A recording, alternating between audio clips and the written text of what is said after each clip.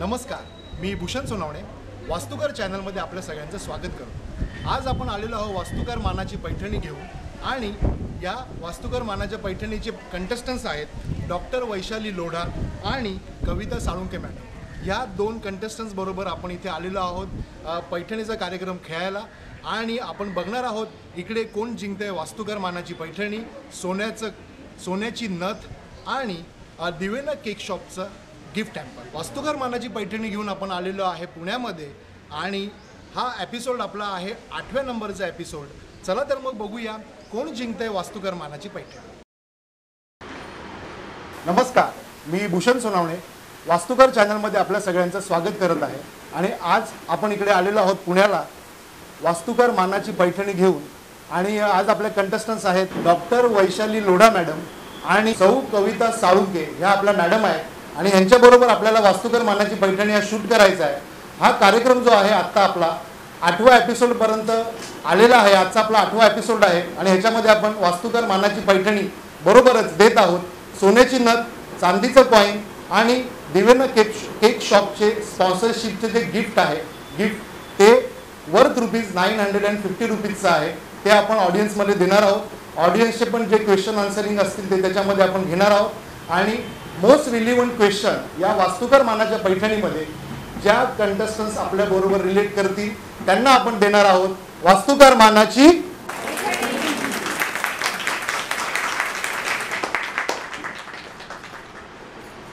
वास्तुकार मानाच्या पैठणीमध्ये पहिला कंटेस्टंट्स आहेत आज आपल्या डॉक्टर वैशाली लोढा मॅडम आणि यांच्या बरोबर आज आपण पहिला क्वेश्चन रिलेट करूया। मॅडमला आपण पहिला प्रश्न असा विचारणार आहोत की त्यांनी त्यांच्या एंटरप्रेनरशिपला कशा पद्धतीने सुरुवात केली। प्लीज। नमस्कार, मी डॉक्टर वैशाली पवन लोढा गेली 23 वर्ष आयुर्वेदाचार्य व फॅमिली फिजिशियन म्हणून पिंपळेगाव, दापोली आणि सांगवी इथे प्रॅक्टिस करते। प्रॅक्टिस करताना अनेक रुग्ण माझ्याकडे जेव्हा येतात आणि त्यांची प्रश्न जेव्हा मला सांगतात त्यावेळेस फक्त आरोग्याशी निगडीत ते प्रश्न नसून त्यांच्या मनाशी किंवा बाकीच्या व्यक्तिगत अशा बऱ्याचशा गोष्टी ज्या आहेत की त्याचं मूळ हे मानसिकतेशी आहे हे जाणून आणि त्यांच्या व्यक्तिमत्व विकासाच्या दृष्टीने पुढे काहीतरी करता येतंय का हे जाणून मग आपण सामाजिक कार्याला सुरुवात केली आणि त्याच्यामध्ये ओम नमो परिवर्तन परिवार आपण सगळ्या रुग्णांसाठी आणि नंतर समाजासाठी एक ओपन प्लॅटफॉर्म किंवा एक ओपन व्यासपीठ आपण दिलं आणि तिथूनच या माझ्या प्रवासाची सुरुवात झाली। खरं तर याचं बाळकडून जरी माझ्या बाबांकडून मिळालं असलं तरी आज जे आपण आहोत त्याचं समाजाने आपल्याला एक ओळख दिलेली आहे आणि त्याचं ऋण म्हणून आपण हे पुढे जाऊन कार्य करत आहोत। ओम नमो परिवर्तन परिवार, ओम नमो ॲक्टिव्हिटी हब, ओम नमो उद्योजिका अशा बऱ्याच प्लॅटफॉर्मवरती आपण आपले कार्य आत्ता सध्या तरी करत आहोत आणि रिसेंटली पुणे आयुक्तालय या ठिकाणी भरोसा सेलमध्ये महिलांच्या सर्वांगीण विकासासाठी किंवा त्यांचे जे प्रश्न आहेत ते सोडवण्यासाठी समुपदेशिका म्हणून नुकतीच जॉईन झालेली आहे आणि हा प्रवास पुढे असा चालू ठेवणार आहे। Great great great.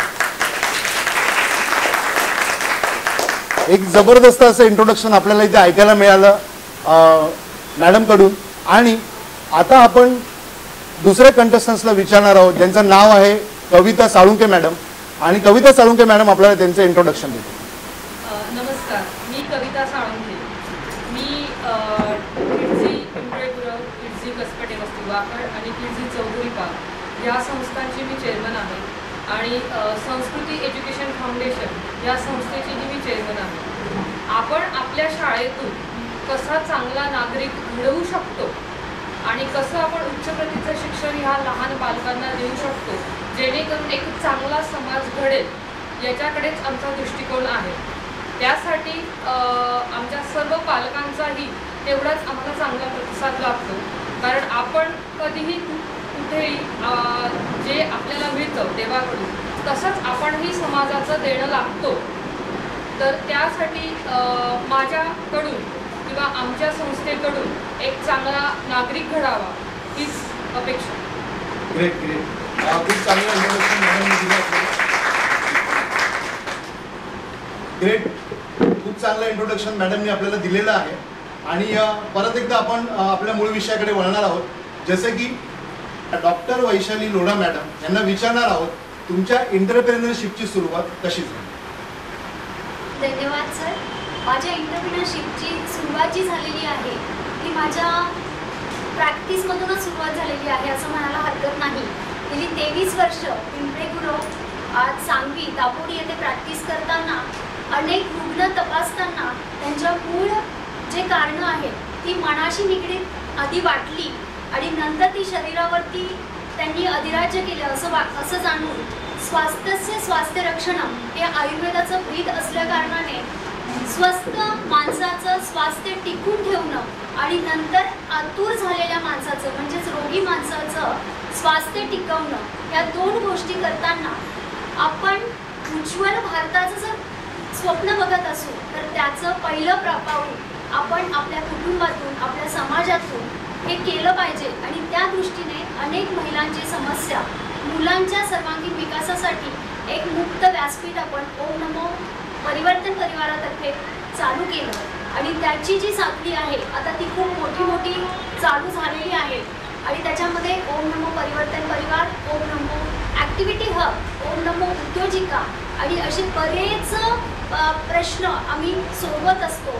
Social activities करत असतो. अनेक शिबिरं आम्ही घेत असतो.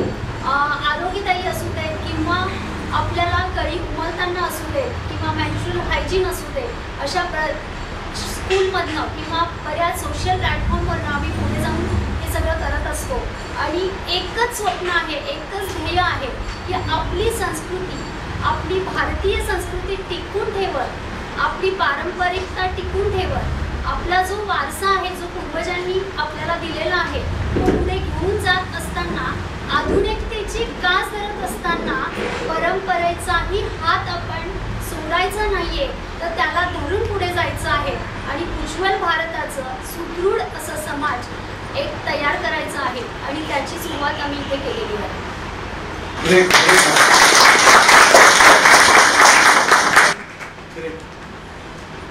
कार्यक्रमाच्या पुढच्या टप्प्याकडे आता आपण जात आहोत. जसे की आपल्याला कविता साळुंखे मॅडम यांना विचारायचं आहे की त्यांनी त्यांच्या एंटरप्रेन्योरशिपला कशी सुरुवात. माझा हा जो प्रवास सुरू झाला ह्या प्रवासात ॲक्च्युली माझ्या मुलं यांच्यामुळेच मी ह्या क्षेत्रामध्ये आली. त्याच्या मागचं कारण असं की माझी मुलं किड्झी ह्या नावाच्या शाळेतच होती अहमदाबादला 10 वर्षापूर्वी. त्याच्यानंतर मी तिथे विचार केला जर ह्या मुलांना इतकं छान शिक्षण इथे मिळतंय तर का म्हणून आपण आपल्या पिंपरी चिंचवड शहरामध्ये आपल्या पिंपरी गुरव एरियामध्ये आपण का म्हणून हे उच्च प्रतीचं शिक्षण का देत नाही. तर त्यावेळेला मी माझ्या मनाशी ध्येय ठेवलं की आपणही ही शाळा इथे सुरू करूया. त्यानंतर 2011 ह्या वर्षी आम्ही पुण्यात आलो.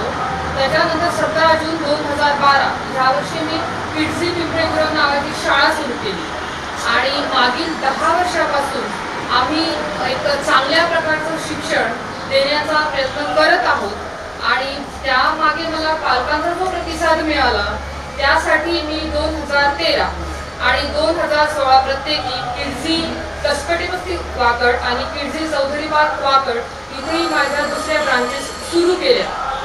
ह्या सर्व सुरू करत असताना माझ्या इथे चाइल्ड सेंट्रिक म्हणजे विद्यार्थीला केंद्रबिंदू मानून शिक्षण दिलं जातं.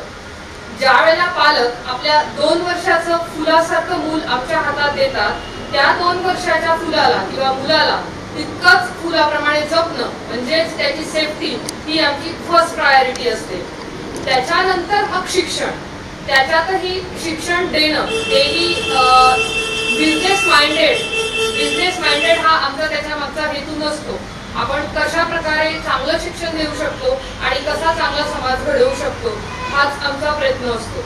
आणि इथे आपण वास्तुकार मानाची पैठणी हे जे भूषण सरांनी आयोजित केलेलं आहे श्रीचा सन्मान ते जे इतकं चांगलं सामाजिक कार्य करत आहेत त्यासाठी मी त्यांचे नक्कीच आभार मानेन.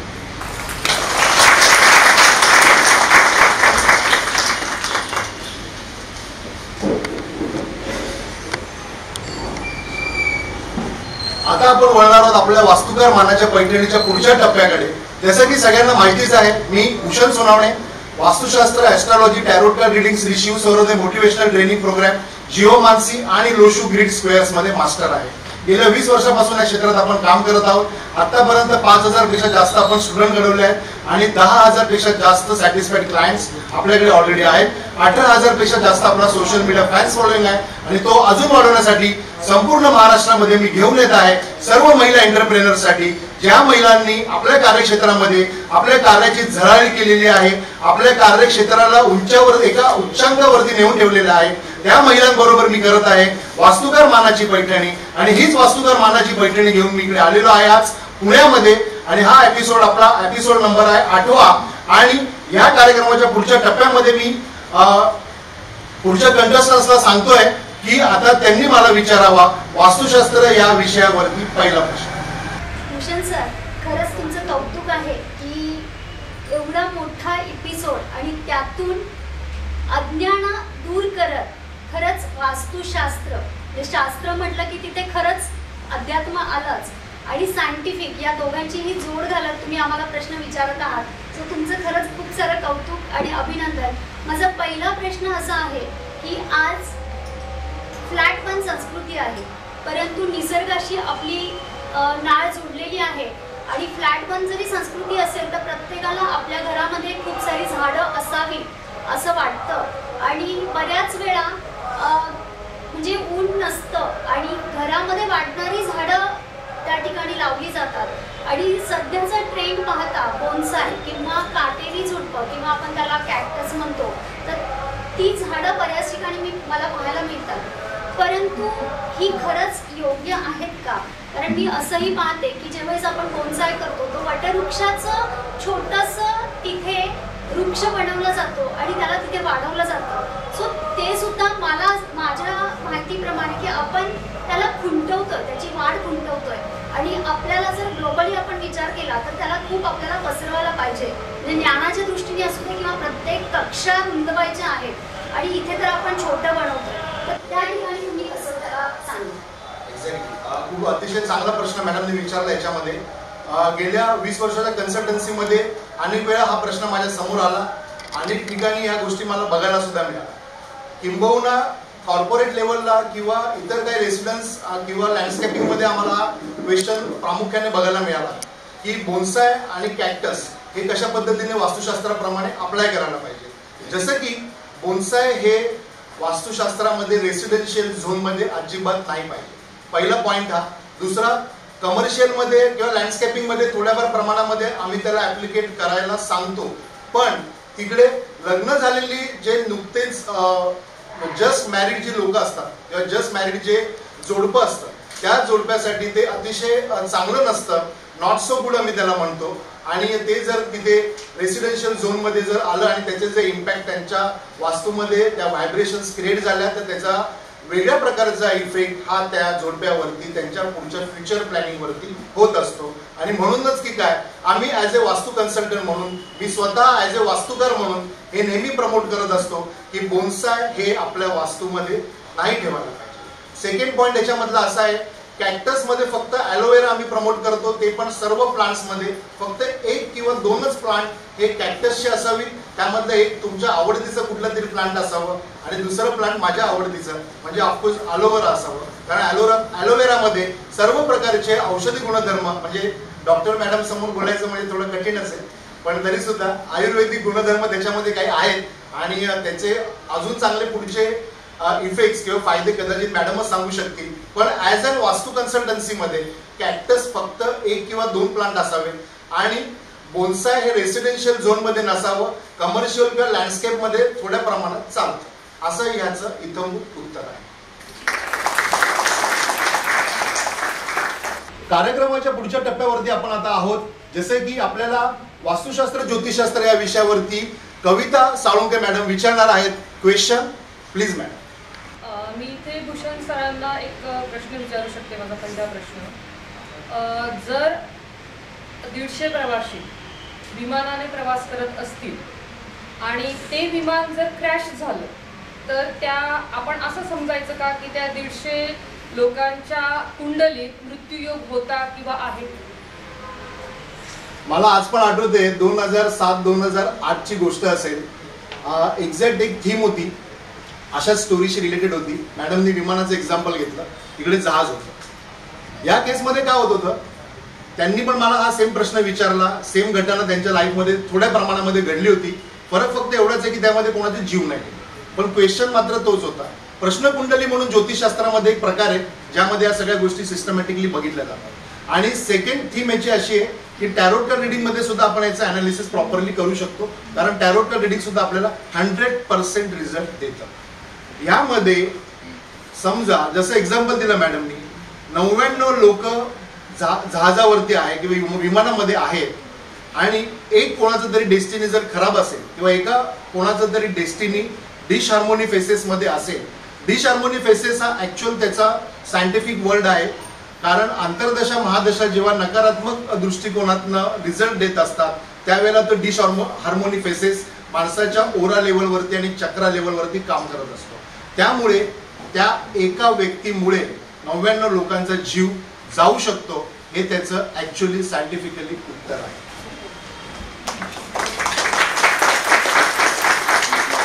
जसं की वास्तुकार मानाच्या पैठणीमध्ये आपण आता पुढच्या टप्प्यावरती अजून पुढच्या टप्प्यावरती चाललेलो आहोत आणि आपल्याला डॉक्टर वैशाली लोढा मॅडम यांना विचारायचं आहे की त्यांनी त्यांच्या एंटरप्रेनरशिप मधला लाईफ शाईन टाइम कुठला बघितला आणि तो त्यांच्या लाईफ मध्ये का.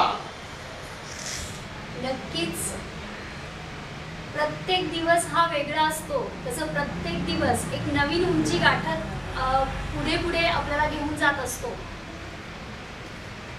बाप्पाच्याच मला आठवतंय की एक 5 ते 6 वर्षापासून बाप्पाच्या मिरवणुकीमध्ये आम्ही वेगळे वेगळे थीम घेऊन विसर्जन मिरवणुकीमध्ये भाग घेत असतो.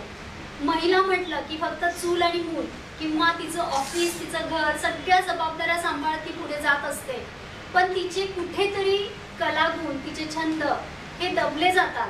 संसार सुरू झाला की ती फक्त मुलांच्याकडे किंवा तिच्या संसाराकडे बघत असते. आणि हेच लक्षात घेऊन आम्ही लेझिमचं पथक सुरू केलं किंवा बाप्पा म्हटलं की प्रबोधन आलं आणि म्हणूनच अवयवदानासारखे विषय आले किंवा पर्यावरणपूरक विषय आले. असे बरेच विषय घेऊन आम्ही विसर्जन मिरवणुकीमध्ये सहभाग घ्यायला लागलो. त्यानंतर पुस्तक भिशी म्हणजे आपण मोबाईल आला आणि पुस्तकं बाहेर पडली किंवा मागे पडली असं म्हणू शकतो. आणि मला असं वाटतं की पुस्तक हा ज्ञानाचा खजिना आहे आणि त्याला पुढे घेऊन जाणं, कारण विचार प्रगल्भ असतील तर व्यक्तिमत्व फुलून निघतं आणि व्यक्तिमत्व फुलून निघालं की आपल्याबरोबर तो आपल्या आजूबाजूलाही ज्ञानाचा प्रकाश वाढवत जातं. आणि म्हणूनच पुस्तक भिशी ही संकल्पना घेऊन आम्ही आलो आणि पुस्तक भिशीमध्ये एक पुस्तक वाचायचं, महिला त्याच्यावरती स्क्रिप्ट तयार करतात, ती स्क्रिप्ट ड्रामाच्या स्वरूपातून सर्वांच्या पुढे घेऊन येतात आणि यामध्ये प्रत्येक महिलेच्या चेहऱ्यावरचा आनंद, कारण ती कुठलीही अभिनयाच्या शाळेत जाऊन न शिकता इतकं सुंदर ती अभिनय करू शकते किंवा ती ते स्टेजवरती परफॉर्म करू शकते की जे आपण फक्त कॅमेरा समोर किंवा आपण पिक्चरमध्ये किंवा टी व्हीमध्ये, सिरियलमध्ये सगळ्यांना बघत असतो नाटक करताना किंवा अभिनय करताना, तेव्हा ती जगत असते. आणि इथूनच ती अशी एक वेगळी झेप पुढे आम्ही घेतली आणि ओम नमो पुस्तक भिशीला सुरुवात झाली. सगळ्यांच्या चेहऱ्यावरचा आनंद जो काही मनाला देऊन गेला तो असा होता की नाही, अब रुकना नहीं है, आगे बढ़ना है. आणि मग अनेक संस्थांची जुळत गेली. आज GPA म्हणजे जनरल प्रॅक्टिशनर्स असोसिएशनची मी प्रियदर्शिनी विंगची प्रेसिडेंट किंवा चेअरमन आहे. FPA फॅमिली फिजिशियनची प्रवक्ता आहे. पंचकन्यासारख्या एक छोट्याशा प्लॅटफॉर्मवरून अनेक सामाजिक उपक्रम आम्ही घेऊन येत आहोत. अशा छोट्या छोट्या गोष्टीतून समाजाला काहीतरी द्यायचं, समाजाच्या चेहऱ्यावरती किंवा समाजाचा जो चेहरा आहे त्यातला एक समाधान आणि व्यक्तिमत्व विकास घडवून आणायचं, असं करत करत हा प्रवास सुरू झाला. आणि एक दिवस मला असं नाही आठवते की ज्या दिवशी तो लाईमलाईट झाला. माझ्या आयुष्यातला प्रत्येक दिवस हा लाईमलाईटच आहे आणि असंच मी म्हणेन, कारण या सख्या हा समाज खूप वेगळं समाधान देऊन जातो आणि हीच ती पुढे जाण्याची ताकद आहे.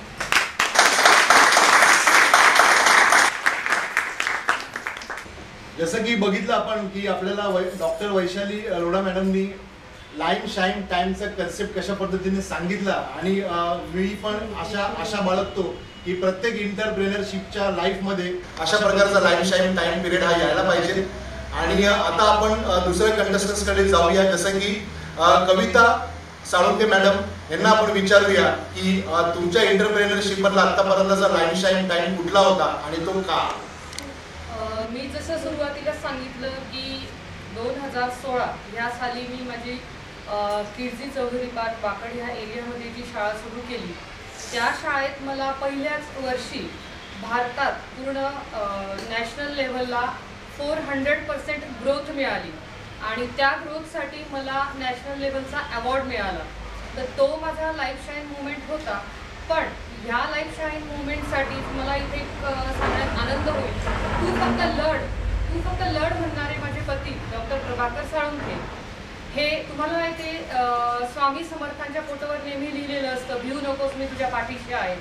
तेच ते माझे पती डॉक्टर प्रभाकर साळुंखे, ते नेहमी माझ्या पाठीशी तेवढेच खंबीरपणे उभे असतात. त्याचमुळे मी ही जी ग्रोथ आहे ती करू शकले आणि तो माझा जो लाईफ शाईन मुवमेंट आहे तो माझ्या आयुष्यात येऊ शकला.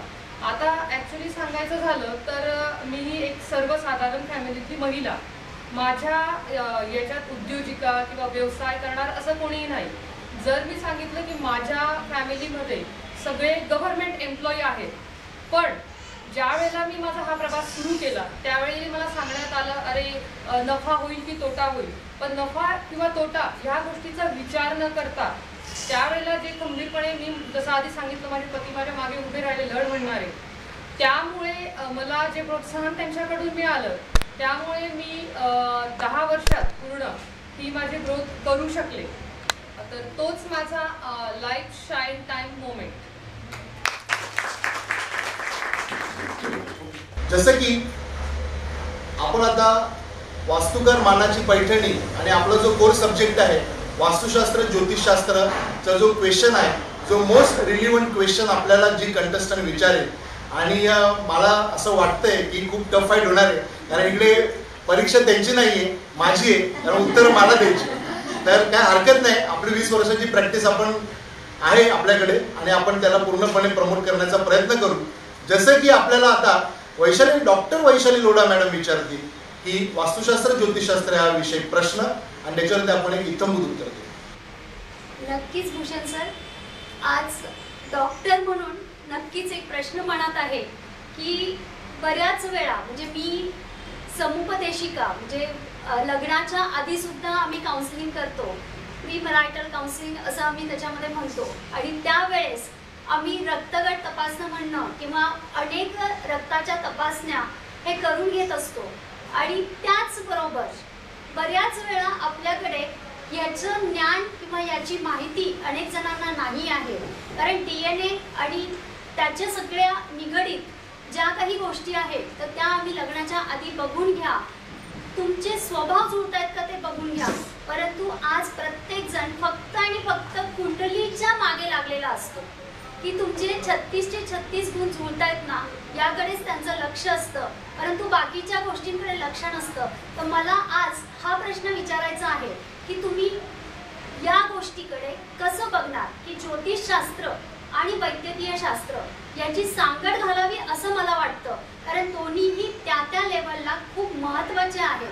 तर मी म्हणेन की ज्योतिषशास्त्रावरती तुम्ही प्रकाश घाला, आणि जसं मी म्हटलं की आम्ही लग्नाच्या आधी त्यांच्या मानसिक आणि शारीरिक ज्या जबाबदाऱ्या आहेत किंवा जी सांगड त्यांची घातली पाहिजे किंवा आरोग्य कसं तुमचं पुढे नेणारं आहे किंवा तुमचं अपत्य कसं होणार आहे या गोष्टींकडे लक्ष देतो. तर तसंच तुम्ही कम्पॅटिबिलिटी जे म्हणू शकतो किंवा ज्योतिषशास्त्र त्याच्यामध्ये कसं आपण अटॅच करू शकतो. मॅडमने अतिशय सुंदर असं विश्लेषण त्याच्यामध्ये दिलं आणि त्याच्यामध्ये त्यांचं डॉक्टरकीची झळक दिसली मला. आणि कारण कसं ते वैद्यकीय शास्त्र आणि हे पण एक प्रकारचं वैद्यकीय शास्त्र म्हणजे ॲस्ट्रॉलॉजी पण एक त्या दृष्टीने बघायला गेलं तर जसं मॅडम म्हटलं की 36 पैकी 36 गुण जुळले पाहिजे, तर तसं काही नसतं, कारण 36 पैकी 36 गुण जुळले जुळले तर ते दोन्ही सेम होईल आणि सेम लोक कधी एकत्र नाही राहू शकत. दोन लोक एकत्र राहू शकतात, कुठेतरी कमी आणि कुठेतरी जास्ती, तरच ते मॅच होऊ शकतं. आणि म्हणूनच की काय तर कमीत कमी 18% गुण तरी पाहिजे त्याच्यामध्ये, म्हणजे 18 हा एक त्याच्यातला आयडियल नंबर आहे, तो तरी तिकडे त्या कुंडलीमध्ये मॅच झाला पाहिजे. सेकंड थिंग, जसं की अपत्य प्राप्तीसाठी पंचम स्थान बघितलं जातं आणि पंचम स्थान त्याचा स्वामी, त्याच्यामध्ये असलेले ग्रह, त्याच्यामध्ये असलेले नक्षत्र स्वामी आणि त्यांची अंतर्दशा आणि महादशा, हे सगळे जेव्हा मॅच होतं त्यावेळेला ती घटना त्या दाम्पत्याच्या जीवनामध्ये घडून येते आणि त्याप्रमाणे त्याचा फार मोठा जो उपयोग आहे तो कुंडलीचा आम्ही त्या दाम्पत्य जीवनासाठी करत असतो.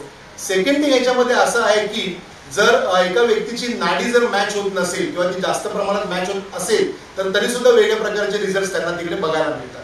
तर ते सुद्धा अतिशय चांगल्या पद्धतीने एका चांगल्या ज्योतिषाकडनं तपासून घेणं फार गरजेचं असतं आणि अशा पद्धतीचं हे त्यांचं क्वेश्चनचं एक्झॅक्ट आन्सर आहे आणि हे जर व्यवस्थित स्टडी करून जर केलं तरच ते त्याप्रमाणे ते सॉल्व्ह होऊ शकतं असं मला वाटतं. Thank you very much. Thank you very much.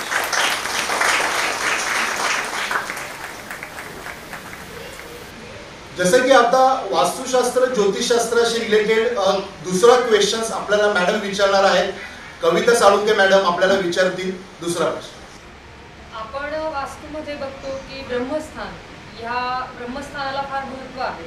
ब्रह्मस्थान व्यवस्थित असेल तर सगळं व्यवस्थित असतं. ब्रह्मस्थान याला नाभीही म्हटलं जातं. पण त्याच ब्रह्मस्थानात जर टॉयलेट असेल तर त्याचे त्या वास्तूवर काय दुष्परिणाम किंवा त्याच्यासाठी काय उपाय?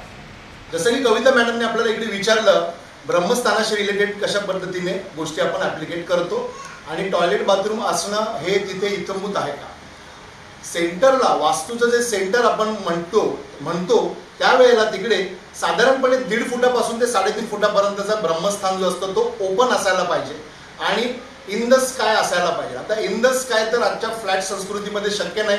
बंगलो प्रोजेक्ट्समध्ये किंवा लँडस्केपिंगमध्ये आम्ही बराचसा प्रयत्न करतो तसा करण्याचा. सेकंड थिंग याच्यामध्ये टॉयलेट बाथरूम किंवा डिशहार्मोनी प्रिमायसेस जर तिकडे आला कुठला तर मग त्याच्यावरती आपल्याला काही रेमेडीज करता येतात. रेमेडीज हे आपल्याला 33% रिझल्ट देतात वास्तूतल्या, 33% आपल्याला कुंडली रिझल्ट देतं आणि 33% आपले विचार, आपले इथिक्स, आपलं नॉलेज आपल्याला रिझल्ट देतं. त्याच्यानंतर उरतो तो फक्त 1% आणि तो 1% असतो ब्लेसिंग्स आणि ग्रीटिंग्सचा. तर ब्लेसिंग्स आणि ग्रीटिंग्स जोपर्यंत तुम्हाला मिळत नाही तोपर्यंत 99% तुमचे काम करत नाही आणि त्यावेळेला वास्तुशास्त्र 33% काम जेव्हा करतं त्यावेळेला ते फुल फ्लेश तिथे तसा रिझल्ट देतं आणि ते रेमेडीज जे असतात त्या रेमेडीज तिथे त्या पद्धतीने अप्लाय केल्या जातात आणि ब्रह्मस्थान हे आपल्या वास्तूमधलं अतिशय महत्त्वाचं प्रिमायसेस असतं. मॅडमनी जो प्रश्न विचारला तो अतिशय उत्कृष्ट होता आणि याच्याच मुळे की काय वास्तुशास्त्र या विषयाला लोक अजून पण ऍप्लिकेट करतात. कारण आज 7000 वर्षापूर्वीचं हे सायन्स आहे आणि ते सायन्स आज सुद्धा तेवढंच पॉवरफुली आम्ही ऍप्लिकेट करतो. आज सुद्धा तेवढंच पॉवरफुली त्याचे रिझल्ट मिळत आहेत आणि अजून सुद्धा लोक त्याला मान्यता प्राप्त करतायत आणि अतिशय चांगला प्रश्न होता मॅडम तुमचा. Thank you very much. वास्तुकार मानाची पैठणी घेऊन आपण आलेलो आहोत पुण्यामध्ये आणि आपल्याला डॉक्टर वैशाली लोढा मॅडम यांना विचारायचं आहे आता तिसरा प्रश्न त्यांचा करिअर मधला की मॅडम तुमच्या आता फ्युचर प्रोजेक्ट्स आणि करिअरशी रिलेटेड असलेले जे प्लॅनिंग्स आहेत ते कशा पद्धतीचे असतात? खूप छान भूषण सर.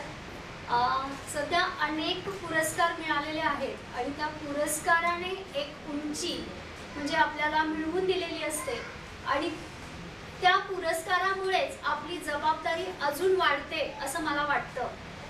आज जे पुरस्कार प्राप्त झालेले आहेत त्यांचा मान ठेवून अजून पुढे जाण्यासाठीचे जे प्रोजेक्ट प्लॅन आहेत, आत्ताच परवा दिवशी एक मोठ्या वृत्तपत्राने एक मोठी जबाबदारी देण्यासाठी फोन केला होता की जी स्त्री अतिशय खंबीरपणे पुढे उभी राहिलेली आहे आणि तिलाच आपल्याला पुढे घेऊन जायचं आहे की ज्यांनी आता खूप सारं कमवलं आहे त्याच्यापेक्षा जी आत्ता उदयोन्मुख स्त्री आहे किंवा जी उद्योजिका बनू पाहते आहे, घर सगळ्या जबाबदाऱ्या सांभाळून, तर अशा 100 महिलांना पुढे आणण्यासाठी त्यांना एक नवी ओळख देण्यासाठीचा एक प्रोजेक्ट आम्ही घेऊन येणार आहोत.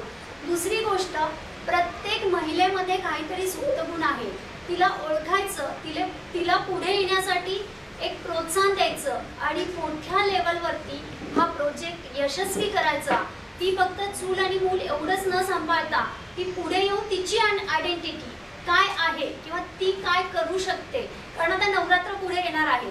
आपण सगळ्या आदिशक्तीचा खूप मोठ्या प्रमाणावरती गजर करत असतो, परंतु त्या फक्त फोटो किंवा त्या मूर्तीचा गजर न करता प्रत्येक स्त्रीमधल्या आदिशक्तीची ओळख तिला स्वतःला करून देऊन तिला पुढे घेऊन येण्याचा मोठा प्रोजेक्ट आम्ही पुढे घेऊन येणार आहोत. Great great. जसं की समाजामध्ये जर अशा प्रकारचे फ्युचर प्लॅनिंग एंटरप्रेनर्स करत असतील तर मला वाटतं की डेफिनेटली आपण अजून कुठल्या तरी पुढच्या चांगल्या टप्प्यावरती आहोत आणि जाणार आहोत. आणि एंटरप्रेनर म्हणून आपली ती जबाबदारी पण आहे. जसं की आता आपल्याला पुढचा प्रश्न विचारायचा आहे कविता साळुंखे मॅडम यांना, की मॅडम तुम्ही तुमच्या एंटरप्रेनरशिप मध्ये पुढचं प्लॅनिंग पुढचं कस्टमायझेशन कसं करणार आहात की जेणेकरून तुमच्याशी रिलेटेड असलेले जे एंटरप्रेनर्स आहेत त्यांना पण ते मार्गदर्शन लाभेल. प्लीज मॅडम तुम्ही त्यांना मार्गदर्शन करा. सुरुवातीला मला इथे मी असं सांगू इच्छिते की ही जी माझी किड्सची शाळा आहे ही फक्त senior KG play group to senior KG एवढीच आहे. पण इथे माझे अजूनही काही पालक बसलेले आहेतच. पण पालक असे म्हणतात की मॅम आम्ही किड्सची सोडून जाणार नाही, तुम्ही वर शेड करा, पण आम्ही 1st to 10th आम्हाला तुमच्याचकडे हवं आहे. कारण तुमच्यासारखं शिक्षण आम्हाला बाहेर मिळत नाही, जास्त फी देऊनही मिळत नाही. त्याच्यामुळे त्यांच्या प्रोत्साहनाखातर मी माझी 1st to 12th ही संस्कृती एज्युकेशन फाउंडेशन लवकरच सुरू करते.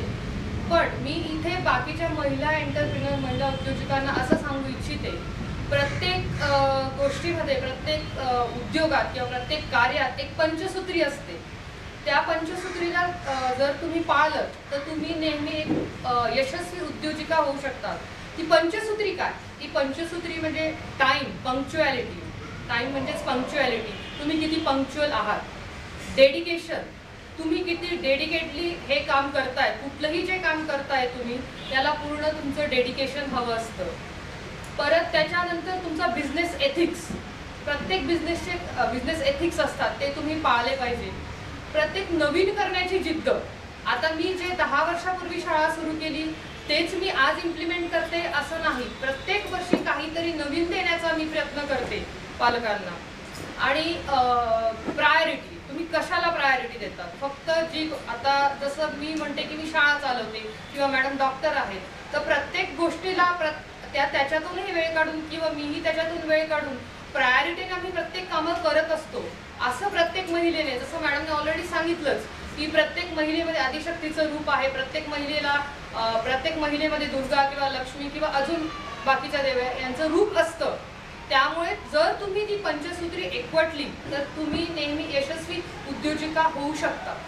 हेच मी ते सांगू इच्छिते. जबरदस्त. आणि जबरदस्त विजन घेऊन कविता साळुंखे मॅडम आता मार्केटमध्ये पुन्हा नव्याने उतरणार आहेत आणि त्याबद्दल त्यांचे खूप खूप शुभेच्छा. आणि जसं की वास्तुकार मानाच्या पैठणीच्या आता आपण शेवटच्या टप्प्याकडे आलेलो आहोत आणि आता आपल्याला डॉक्टर वैशाली लोढा मॅडम विचारतील एक क्वेश्चन जो वास्तुशास्त्र ज्योतिषशास्त्राशी रिलेट करतो.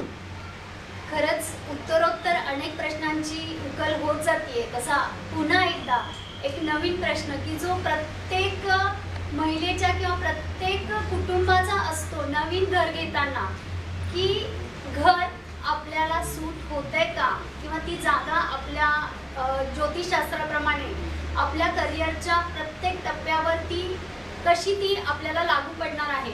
परंतु आज म्हणजे घर घेताना बऱ्याच वेळा असा प्रश्न येतो की दक्षिणेकडे त्याचं तोंड आहे किंवा दरवाजा आहे किंवा उत्तरेकडे दरवाजा आहे किंवा त्या ठिकाणी काही तोडफोड न करता, कारण तो एक पूर्ण ढाचा आहे, त्याच्यामध्ये सगळ्याच गोष्टी आपण बसवणं हे तसं खूप अवघड असतं आणि खूप वेळा एका दरवाजाच्या समोर दुसरा दरवाजा, तिसरा दरवाजा असंही लागोपाठ येऊ शकतात. तर त्या ठिकाणी आपण कसं त्याच्याकडे पाहायचं किंवा तोडफोड न करता तुम्ही तिथे काही रेमेडीज सजेस्ट करता का किंवा त्या दृष्टीने तुम्ही तिथे कसा तुमचा अनुभव तुम्ही सांगा. ग्रेट. ओके. डॉक्टर वैशाली मॅडमने आपल्याला अतिशय चांगला प्रश्न विचारला, एक जबरदस्त प्रश्न विचारला असं मी म्हणेन. कारण हा म्हणजे जनसामान्यांपर्यंत पोहोचलेलं जे वास्तुशास्त्र आहे त्याच्याशी रिलेट करणारा हा क्वेश्चन आहे आणि सर्वसाधारणपणे सगळ्यांनाच हा क्वेश्चन नेहमी भेडसावत असतो. वास्तुशास्त्र म्हटलं की हा विषय कॉमन आहे. जसं की वास्तुशास्त्र अप्लाय करताना आपण अशा पद्धतीने अप्लाय करतो, प्रत्येक व्यक्तीच्या डेट ऑफ बर्थ मध्ये 4 चांगल्या दिशा 4 वाईट दिशा असतात हे मी नेहमीच सांगतो आणि त्याप्रमाणेच मी त्याची प्रॅक्टिस एवढे वर्ष झाले करतो आहे. आणि त्याच्याशी related health direction, wealth direction, relation direction आणि पर्सनल ग्रोथ डिरेक्शन अशा 4 चांगल्या दिशा असतात. तशाच 4 वर्स्ट डिरेक्शन सुद्धा असतात. त्याचा मी उल्लेख इथे करणार नाही कारण कुठल्याही निगेटिव्ह गोष्टीचा उल्लेख आपण याच्यामध्ये करत नाही. पण आपल्याला आपलं जे डोर ओरिएंटेशन आहे ते त्या चांगल्या डिरेक्शनशी रिलेटेड यायला पाहिजे. फर्स्ट ऑफ ऑल पहिला तो पॉइंट आहे, ती प्रायोरिटी आहे, ते आपल्या डेट ऑफ बर्थ वरती डिटेल्स त्याचे काढावे लागतात. सेकंड थिंग, ह्याच्यामध्ये आपल्याला जी पण गोष्ट आहे त्या व्यक्तीच्या 4 चांगल्या दिशा 4 वाईट दिशांच्या रिलेटेड आपण ते ऍप्लिकेट करत असतो आणि त्याच्याचमुळे त्या व्यक्तीला तसे रिझल्ट्स मिळत असतात. जसं की मॅडमनी मगाशी म्हटलं की सगळ्यांचा बरोबर मॅच करता येणं अशक्य आहे आणि ते डेफिनेटली अशक्य आहे. पण डेट ऑफ बर्थ प्रमाणे जर करायला गेलं तर एका व्यक्तीला डेट ऑफ बर्थ प्रमाणे रिलेशन हवं असतं, दुसऱ्या व्यक्तीला डेट ऑफ बर्थ प्रमाणे एज्युकेशन हवं असतं, तिसऱ्या व्यक्तीला डेट ऑफ बर्थ प्रमाणे हेल्थ हवं असतं आणि चौथ्या व्यक्तीला डेट ऑफ बर्थ प्रमाणे फायनान्स हवं असतं. त्याप्रमाणे ते आपण मॅच करतो आणि 100% कन्सल्टन्सी आपण याच्या माध्यमातून रिझल्ट देण्याचा नक्कीच प्रयत्न करतो.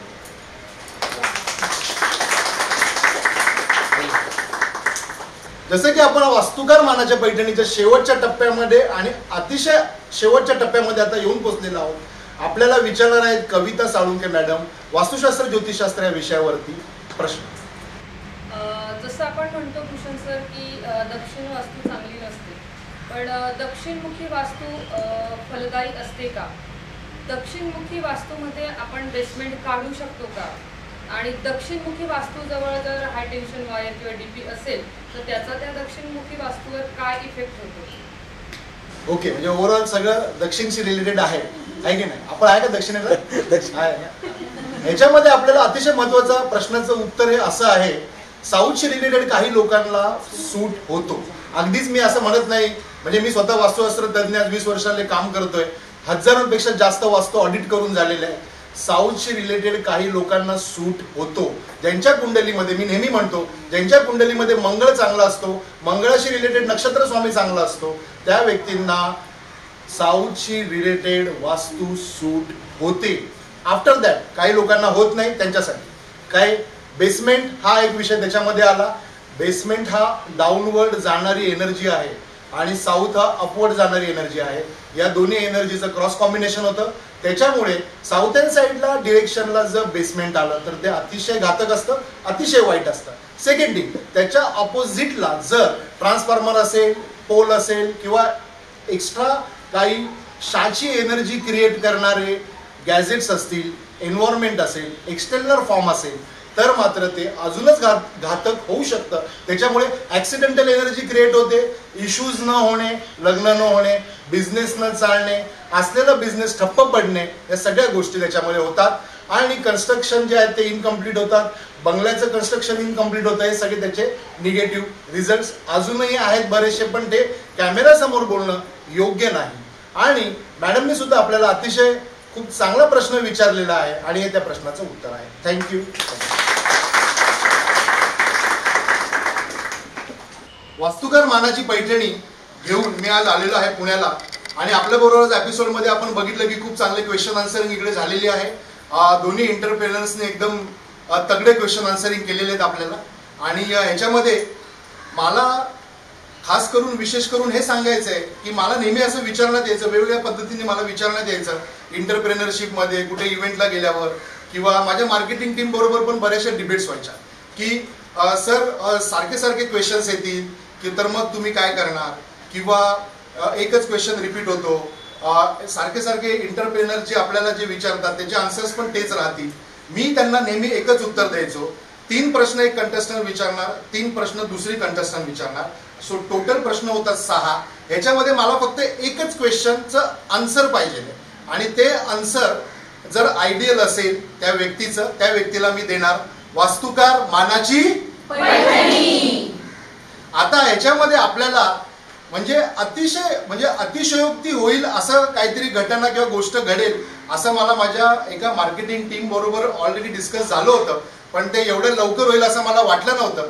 जसं की आजच्या एपिसोडमध्ये झालेलं आहे टाय, कारण तिन्ही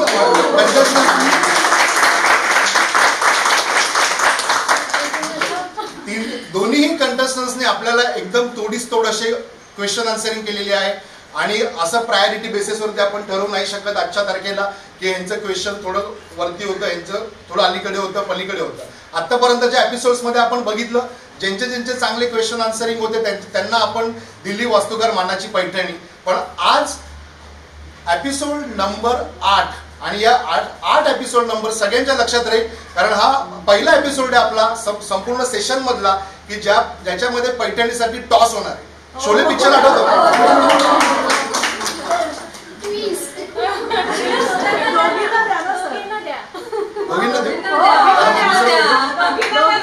आठव्या एपिसोडला आपण करूया टॉस. जो टॉस जिंकेल त्याला मिळेल वास्तुकार मानाची पैठणी. बोला ना काय? सर पर टॉस तो फिर वो हो जाएगा ना कि भाग्य में था. आप दोनों को एक ओके.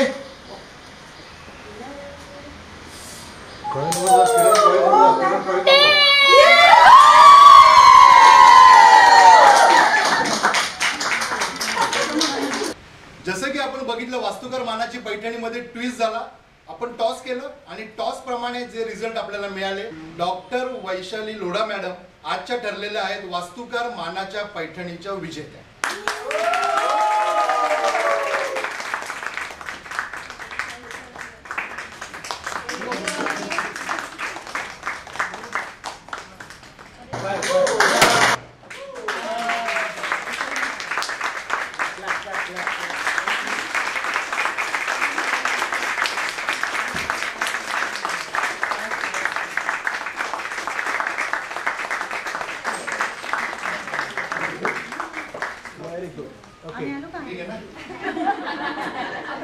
जसं की आपण बघितलं वास्तुकार मानाची पैठणीच्या विजेत्या ठरलेल्या आहेत डॉक्टर वैशाली लोढा मॅडम आणि उपविजेत्या ठरलेल्या आहेत कविता साळुंके मॅडम. तर कविता साळुंके मॅडम यांना आपण देणार आहोत सोन्याची नथ.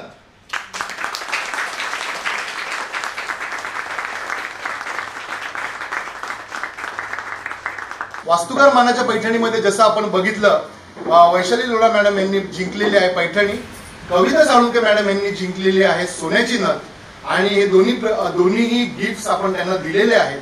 आणि आता आपल्याला द्यायचे आहे दिवेना केक शॉप ची जी स्पॉन्सरशिप आहे आपली, त्याचं वर्थ ₹950 जे गिफ्ट हॅम्पर आहे ते आपण इकडे देणार आहोत. www.divena.in यांचं फूड इंग्रेडियंट्स फूड इंटेरियर्सशी रिलेटेड असलेलं हे शॉप आहे. 1200 ते 1700 स्क्वेअर फुटाचं हे एक फुल फर्निश फुल इस्टॅब्लिश असं शॉप आहे, जिकडे केक साठी लागणारे सर्व प्रकारचे इंग्रेडियंट्स, केक साठी लागणारे सर्व प्रकारचे फूड इंटेरियर्स अवेलेबल आहेत. नॅशनल आणि इंटरनॅशनल काइंड ऑफचं मटेरियल तिकडे आहे आणि त्यांनी आपल्याला दिलेले आहे स्पॉन्सरशिप. त्यांचा नंबर आहे 9321212233. सरांचं नाव आहे राजू गाडगे. काही असेल तर तुम्ही त्यांना संपर्क करू शकता. केकशी रिलेटेड असलेल्या सर्व गोष्टी तिथे तुम्हाला उपलब्ध होतील.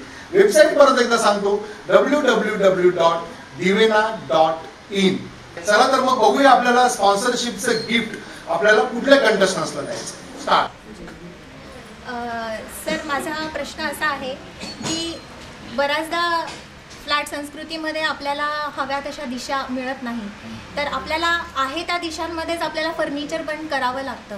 तर त्यावेळेस आपल्याला कळत नसतं, आपण आपल्या सोयीने बऱ्याचदा फर्निचर करतो. तर अशा वेळेस मिरर जो आपण म्हणतो, आरसा जो म्हणतो आपण, तो बेडरूममध्ये असं म्हणतात की बऱ्याचदा बेडच्या समोर नसावा. मग तो असावा का नसावा बेडरूममध्ये? कारण जनरली ड्रेसिंग टेबल जे आपण म्हणतो हे बेडरूममध्ये असतोच आणि असायलाच पाहिजे. तर तो मग कुठे असावा, तो म्हणजे कुठल्या डिग्रीमध्ये असायला पाहिजे आणि त्याचा काय परिणाम होतो? जसं की मॅडमने आपल्याला एक क्वेश्चन विचारला, बेडरूम मध्ये आरसा असायला पाहिजे की नाही. जसं की 90 डिग्री मध्ये म्हणजे एक्झॅक्ट समोरासमोर आरसा नाही पाहिजे, म्हणजे मिरर मध्ये तुम्हाला बेड दिसला नाही पाहिजे. पहिलं हे आहे. त्याच्या साईडला असेल तो तर मग ते डेफिनेटली चालेल, काही प्रॉब्लेम नाही. कारण आता फ्लॅट सिस्टममध्ये एवढं काही ऍडजस्टमेंट करणाऱ्या काही गोष्टी नसतात. पण जर तो 90 डिग्रीमध्ये येत असेल किंवा फ्रंट ऑफ फेस येत असेल तर मग त्याला तुम्ही एखादं पिरॅमिड, छोटं मोठं पिरॅमिड लावू शकता. आणि त्याला कर्टन सुद्धा, तुम्ही कर्टनचा सुद्धा वापर तिकडे करू शकता जर नसेल पॉसिबल तर. पण असं होतं की बेडच्या रिलेटेड जर मिरर केस जर असेल तर रिलेशन्स मध्ये पण डिस्प्यूट होतात आणि फिनान्शियली पण प्रॉब्लेम येतात. तर हे 2 प्रॉब्लेम तिकडे तुम्हाला फेस करावे लागतात, एवढं मात्र शुअर आहे. अच्छा, म्हणजे मग तो समोर म्हणजे साईडला असावा की आपलं जिथे तसं समोर असा नसावा, म्हणजे आरसा आणि बेड एक्झॅक्ट दिसायला नाही 90 डिग्री. अच्छा, असं ते. थँक्यू. दुसरं कोण आहे? हॅलो सर, मी शुभांगी गायकवाड. माझा क्वेश्चन असा आहे की प्रत्येक राशीला एक स्वामी असतो. मग जो राशीला जो स्वामी असतो तर कायमस्वरूपी त्याचा प्रभाव त्या व्यक्तीवर होत असतो का? कारण जनरली समजा आता आपले सिंह रास आहे, त्याचा स्वामी सूर्य आहे, मग ती व्यक्ती मरेपर्यंत तशीच तापट असते का? म्हणजे आहे का तसं त्याचा इम्पॅक्ट त्याच्यावर? किंवा त्यासाठी आपल्याला काय करता येईल?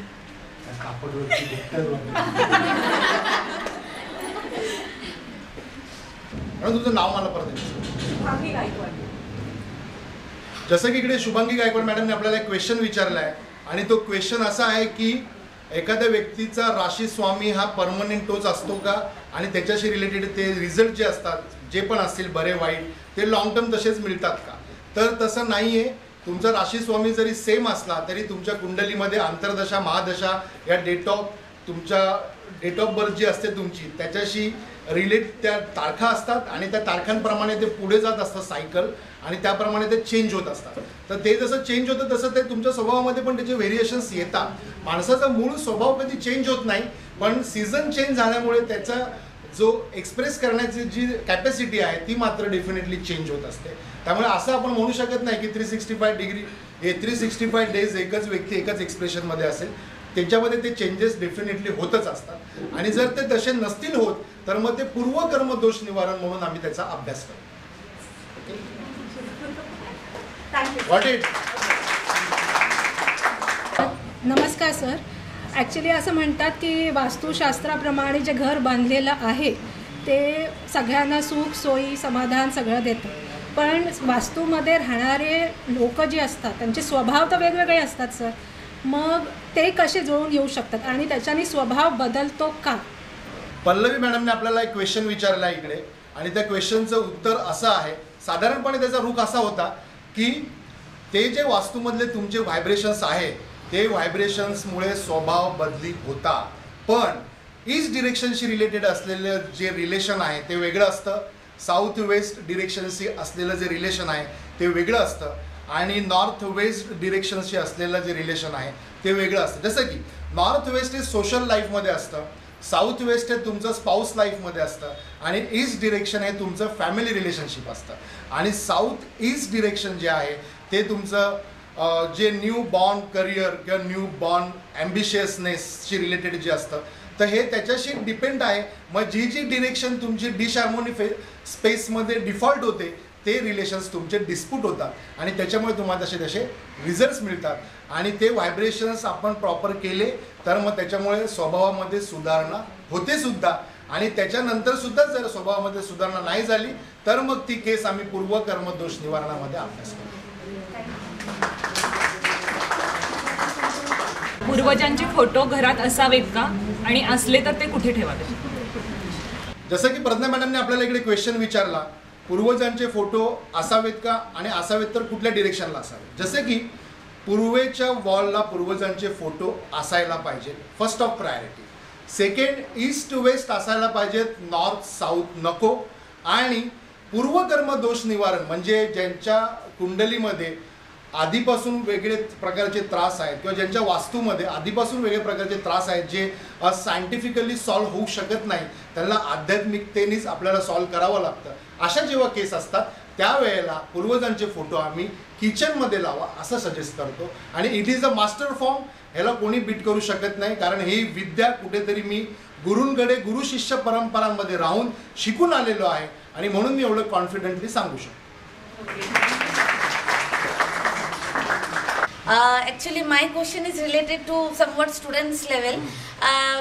Nowadays students, not nowadays, बच्चे एग्जाम्स देते हैं 10th board, 12th board, IIT, different type of exams, और उनको बहुत स्ट्रेस होता है. So actually basically my question is, as you are wearing many finger rings में बहुत stones वाले आप rings पहने हैं, मान लीजिए 2 बच्चे हैं, suppose एक ने भी बहुत मेहनत की, दूसरे बच्चे ने भी equally बहुत मेहनत किया है for any particular exam, and one is following वास्तु शास्त्र या ज्योतिष शास्त्र या जितने भी शास्त्र है, and another is totally dependent on his positive thinking, on his capabilities. फिर भी एक परसेंट को कि जिसने वास्तुशास्त्र या सारे शास्त्र जो वो सिलेक्ट हो गया, दूसरा नहीं सिलेक्ट हुआ. सो डू यू थिंक कि दिस इज ये ठीक है या ये क्यों हुआ, ये क्यों आप मतलब फॉर एग्जांपल आप जो वास्तुशास्त्र एस्ट्रोलॉजी इनमें बिलीव करते हैं, यू थिंक कि नहीं उसने ये पहना, ये फॉलो किया इसलिए उसका हुआ, देन वेयर डज द मेहनत या मैं बोलूँ जो स्टूडेंट का वर्क है वो स्टैंड करता है.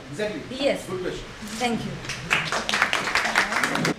सेकंड थिंग याच्यामध्ये असं आहे की जसं एज्युकेशन तुम्ही दिलं आणि जो व्यक्ती एज्युकेशन घेतोय तर ॲस्ट्रॉलॉजी, वास्तुशास्त्र, ज्योतिषशास्त्र हे तुमच्या डेस्टिनीमध्ये पाहिजे. पहिली गोष्ट म्हणजे ज्याच्या जिसके डेस्टिनी में नहीं है उसको मे भी नहीं मिलेगा, है ना.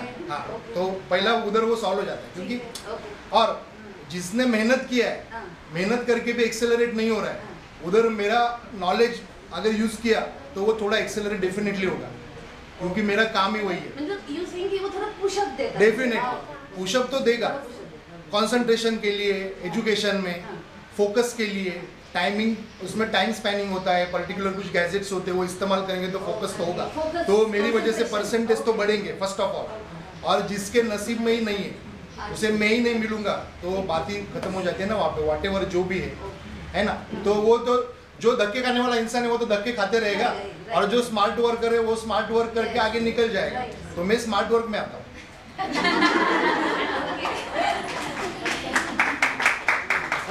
हॅलो सर, मी स्वाती वासे. ॲक्च्युली माझा असा प्रश्न होता की गृहिणी कितीही मोठी होऊ देत, कितीही शिक्षण घेऊ देत, पण तिला स्वयंपाक काही चुकत नाही. तर स्वयंपाकघराची रचना कशी, म्हणजे स्वयंपाक करायलाच लागतो, ती प्रायोरिटी आहे प्रत्येक गृहिणीची, प्रत्येक स्त्रीची राहत. तर स्वयंपाकघराची रचना कशी असावी की सगळ्यांना आपण केलेला स्वयंपाक आरोग्यदायी व्हावा. स्वाती मॅडमने आपल्याला इथे अतिशय चांगला प्रश्न विचारला की जेवण बनवताना जेव्हा आपण ब्रेड विनर आपला जेव्हा ब्रेड विन करतो त्याच्यानंतर तो आपल्या किचनपर्यंत येतो आणि त्याच्यानंतर त्याचं प्रिपरेशन होतं, आणि हे प्रिपरेशन एक्झॅक्ट कुठल्या डिरेक्शनला असेल तर आयडियल आहे. त्याच्यामुळे तुमची प्रॉस्परिटी पण वाढते, तुमचं गेन पण वाढतं, आणि तुमच्या हेल्थशी रिलेटेड आणि टेस्टशी रिलेटेड पण बरेचसे, म्हणजे आता खूप कमर्शियल नाही बोलत एकदम, पण काही हॉटेल्सवाले वगैरे पण आहेत जे आम्हाला टेस्टसाठी बोलवतात की सर आमचं वास्तू करा तुम्ही, की ज्यामुळे आमचं टेस्ट आणि ऑडियन्स जास्त एंटरटेन व्हायला पाहिजे. म्हणजे ते क्रायटेरिया त्याच्यामध्ये असतो. तो आता इकडे कदाचित व्हिडिओमध्ये मला तेवढे डिटेल्स नाही सांगता येणार, ते बरोबर नाही, पण एवढं मात्र नक्की सांगू शकतो की ईस्टर्न साईडला जर फेस असेल गृहिणीचा तर तुमचं फूड एकदम आयडियल होतं, ॲटोमॅटिकली होतं. आणि एक्झॅक्ट अपोजिट साईड जर म्हटलं तर नॉर्थ साईड आणि साऊथ साईडला जर असेल तर त्यांचं फूड किती पण तुम्ही प्रयत्न करा तसं होत नाही, त्याचे रिझल्ट्स तुम्हाला तसे मिळत नाही, आजारपणा वाढतात आणि कॉन्सन्ट्रेशन आणि फोकस पण होत नाही, आणि इतर पण बऱ्याचशा बाबी आहेत ज्या कौटुंबिक विषयावरती पण आहेत आणि बऱ्याचशा गोष्टी आहेत त्याच्यामध्ये. पण साधारणपणे एक आहे, आता बरेचसे लोक म्हणतात की आमचं ईस्टर्न साईडला सर प्रिमायसेसमध्ये किचनच येत नाही, तर मी म्हणतो की सबस्टिट्यूट वापरूया आपण. सबस्टिट्यूट आपल्याला असं आहे की प्लॅटफॉर्म तर तुम्ही ॲटलिस्ट ईस्टला ठेवा. मी सांगतो 2000 रुपीजचा एक टेबल मिळतो, त्याच्यावरती मार्बल टाकतो मी 500 रुपयाचा, आणि मी त्यांना सांगतो तिथे किचन सरकवा आणि तिथे लावा, आणि रिझल्ट नाही मिळाला तर माझे पैसे देऊ नका. सगळे ॲडव्हान्स घेतलेले असतात, पण असं मी म्हणतो कारण मला तेवढा कॉन्फिडन्स आहे की ते केल्यानंतर त्यांना तसे रिझल्ट डेफिनेटली मिळतात.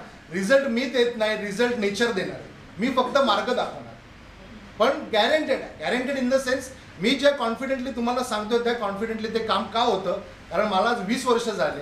10,000 पेक्षा जास्त सक्सेसफुल क्लायंट आहेत आणि 10,000 पेक्षा जास्त सक्सेसफुल क्लायंट तेव्हा होतात जेव्हा मी 40,000 50,000 60,000 लोकांना फेस केलं. आणि म्हणून मी हे सगळं मॅडमचा आशीर्वाद आहे. मॅडमने आम्हाला इकडे बोलवलं आणि या कार्यक्रमाची आपण इकडे आता सांगता करूया. आपण बघितलं वास्तुकर मानाची पैठणी 8वा एपिसोड आणि ह्या एपिसोड नंतर आपण 9वा एपिसोड मी घेऊन येतोय तुमच्याकडे. माझ्या टीमला संपर्क करा.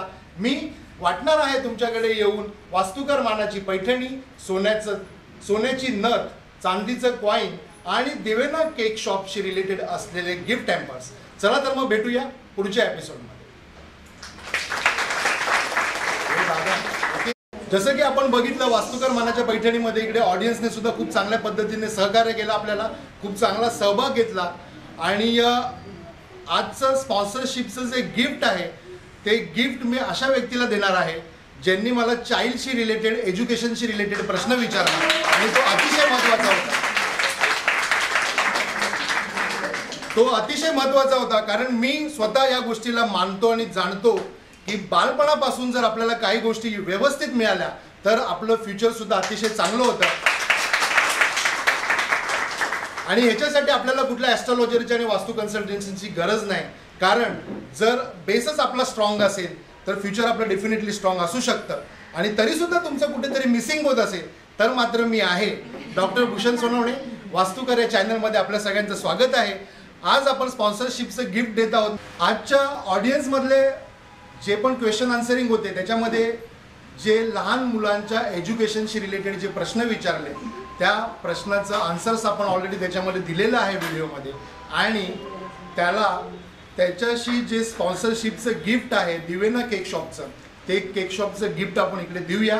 त्यांची वेबसाईट आहे www.divena.in आणि यांनी आपल्याला गिफ्ट हॅम्पर दिलेलं आहे. 950 रुपीजचे गिफ्ट हॅम्पर आपण मॅडमला देऊया. इंद्राणी,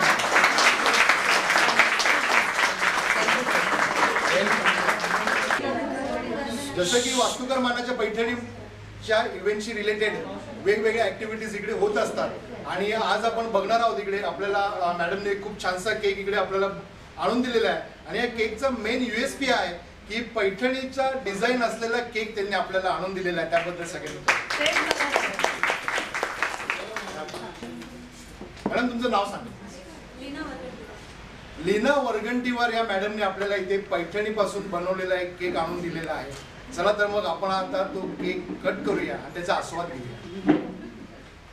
3 cheers for वास्तुकर मानाची पैठणी.